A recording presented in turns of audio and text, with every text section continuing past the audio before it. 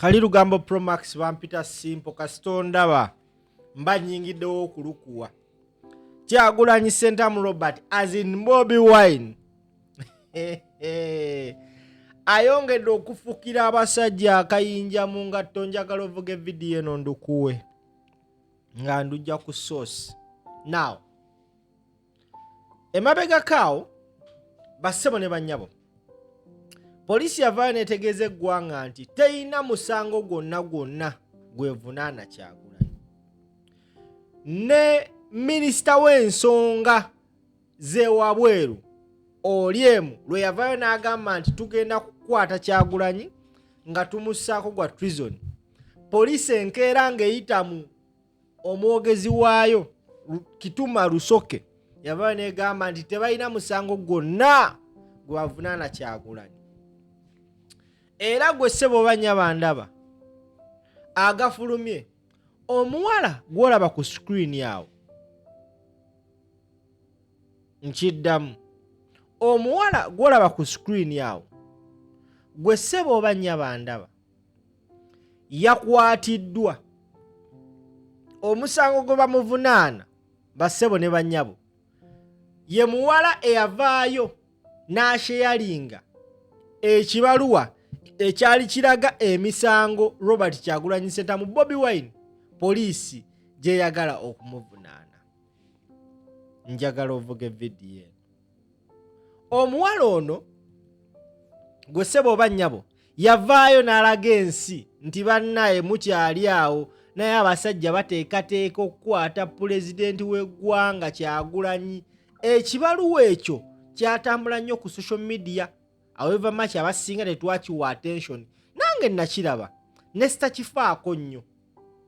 Ekibaluwa ekyo I believe abasinga mwakirabako nga balaga emisango Kyagulanyi gye bamukyajinga era we banaamukwata gye bagenda omumussaako. Omuwala oyo gw'olaba ku screen gwe ssebo bannya bandaba okusinziira ku mawulire ge tufuna ate amawulire agali ku soosi eza ddala kigambibwa nti omuwala oyo yakwatiddwa. Kyagulanyi Sentamu Robert Bobi Wine mitembo ng'ayita ku mukutu gwe ogwa X avuddeyo n'akola post gy'akoze agambe nti the criminal regime has today charged and detained a law student on internship Gloria Leka for taking a picture of the trumped up charges they are plotting against me and sharing it online.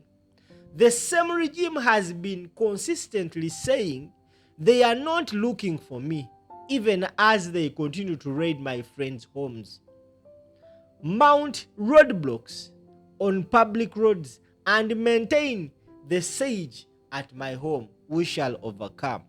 N'ateekayo eggulire erikoleddwa omukutu ogumanyikibwa nga ogwa Daily Monitor. Daily Monitor evuddeyo newa details z'omusango gwe bataddeku oyo omwana muwala. Mwana muwala ono gw'olaba ku screen bamuyita Leka. Bassebo ne bannyabo akwatiddwa n'atwalibwa mu kkooti n'avunaanibwa omusango olw'okusharinga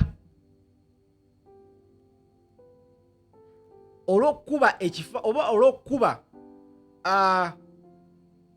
ekitabo kya poliisi ekifaananyi n'apostinga ekifaananyi ekyo nga kiraga nti poliisi eyina emisango nkumuliitu gyetadde ku Kyagulanyi. Now Daily Monitor ewandiise etya egambye nti court intern remanded for sharing record about Bobi Wine's case without permission. Kati njagala ndukunnyonnyole olutegeere osobole okumanya wa wetugwa. Ne bagamba nti a law student has been charged and remanded to prison by Gulu Grade 1 Magistrate Court on allegation of photographing and sharing information on court criminal register without authorization. Now, first and foremost, njagala kutegeeza ekikwasizza ono omwana bagamba nti yakuba court criminal register ekifaananyi n'akisharinga ku social media ze without permission. Gwe musango gobakwatidde mwana muwala oyo. Na bagamba Gloria Grace Leka, an intern student pursuing diploma in law at the Law Development Center, appeared before grade 1 magistrate Miriam Amoro on Friday on charges on charges related to Computer Misuse Act and sharing information without authorization. Okategedde omuwala ono olwaleero alabiseeko eri omulamuzi amanyikibwanga Miriam Omoro olunaku olwa Friday olweggulo yalabiseeko eri omulamuzi wa grade 1 magistrate Miriam Amoro ensonga emutwaza omusango gwe bamukyajinze baguyita Computer Misuse Act and sharing information without authorization. Leka was doing her clerkship at the Gulu High Court when she reportedly committed this. Now, omukyalo ono abadde ali mu kukola kye bayita clerkship oba ebeeranga internship.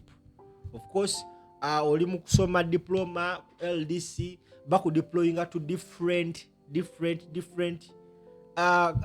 courts oba okukolayo internship. Now, omukyalo ono yabadde akola emirimu gye ndowooza n'agwa ku kipapula ekyo. We yagudde ku kipapula ekyo n'agamba ndi munnayuganda abantu balina omumanya. Gwe ssebo oba nnyaba ndaba ky'oba omanya kiri kimu. Bobi Wine alabika alina omusango ku buli kooti mu disitulikiti za Uganda. Eyo yabadde eggulu.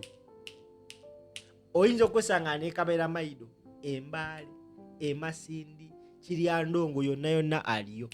Kyagulanyi Ssentamu Robert Bobi Wine move gye yakola okuva ewuwe. It was a very nice, well calculated move by the way. Abasinga tutandise gira bakanugamba omusajja yawona. Now tugenze maaso tusoma nno eno article ya Monitor. Bagamba nti court heard that between March 6th and 9th 2026 at Gulu High Court, Miss Leka shared information on social media without authorization. Leka also battling charges related to computer misuse. She, however, pleaded not guilty to the charges. According to the court documents, investigations in the matter are complete and the state has informed the court that they are ready to prosecute the case. Her attempts to get released on bail hit a snag after her lawyers were informed that the St. Anthony supposed to handle her case was locked up at High Court for another criminal session. She was remanded until March 17, 2026, when she is expected reappear in court for her bail application.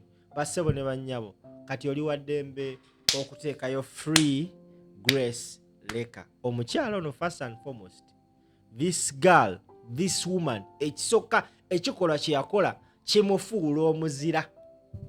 Not any fool can do such a thing because police evadde ng'evaayo ng'egamba nti bannaye Kyagulanyi tetuna misango gye tumuvunaana. He's a free man.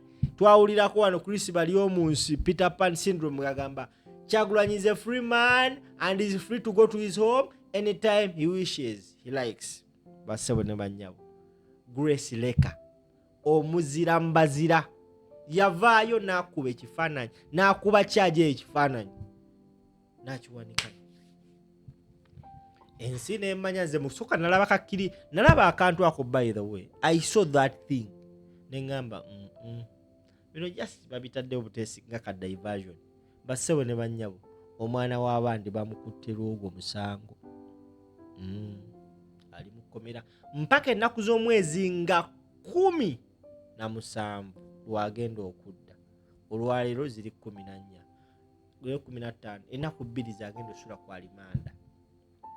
kwalimanda lwakubuusa mukulembeze. Oba oliawo singa Bobi Wine alaba akantu ako yandibadde yaddadda, naye kati gwe mu butuufu oba nga badde bakunoonya oli naakulaga akantu ako ku charges bakugambako bw'obeera gwe osobola okudda. Kudos Grace Leka. Kati njagala atowulirize emboozi tugende mu maaso. Kaliwaye banna sagala bintu bya okay nkafunye. No sinna kafuna.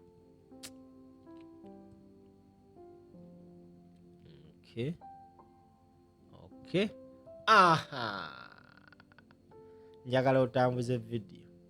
According to sources at police and court, Leka's charges reportedly stem from the sharing of a court recording indicating that Mr. Robert Kyagulanyi Ssentamu alias Bobi Wine, the National Platform president, is charged with making false statement. The offense controversies Section 25(9) of the Penal Code Act. Omusango gwe bacharginga Kyagulanyi with making false statement gwe musango. Making false statement. The offense contravenes Section 25(9) of the Penal Code Act. In the criminal court register, a copy of which was seen by this publication, Mr. Kyagulanyi is also facing charges related to making false statement concerning character. The case, whose details are scant, was first filed on March 6, 2026 at Gulu Police Station. Mr. Henry Komakech Kilama, one of Leka's lawyers, informed the court that his client was photographed. His client was photographed and fingerprinted and questioned the motive. He, however, did not disclose who took the photo and the fingerprints of his client. Tulifena, are we together? This woman is a hero. Yensonga lwaki Bobi Wine agenze ku mukutu gwe n'ategeeza eggwanga bannange mujje mulabe abasajja baagamba nga tebannoonya. Omwana n'ateekayo obukakafu obujulizi. Kati omwana bamusibye nga bagamba yayasanguza ebyama bya poliisi. Akategedde tambuza vidiyo bampita simple.